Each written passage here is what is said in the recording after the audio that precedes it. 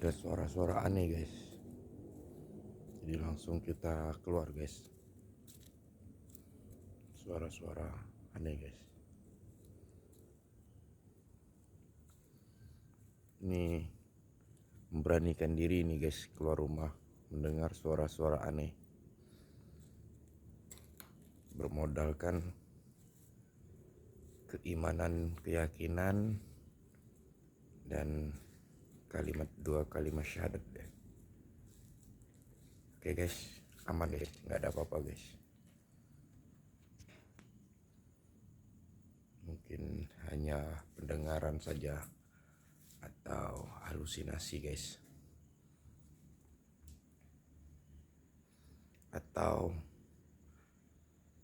kaburkah setelah kita samperi dengan keimanan dan dua kalimat syahadat guys.